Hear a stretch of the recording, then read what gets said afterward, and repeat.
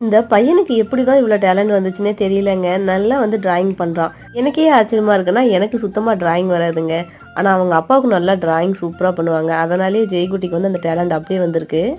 ஜெய்குட்டி வந்து drawing class இருந்தா join பண்ணி விடுங்கன்னு நெறைய பேர் சொன்னீங்க. ஆனா எங்கேயுமே இங்க டிராயிங் கிளாஸ் இல்லங்க.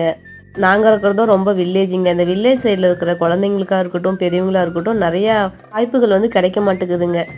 ரொம்ப சிட்டிக்கு போகணுங்க. அப்படின்னா நம்ம வந்து சேலம் தான் போகணும்.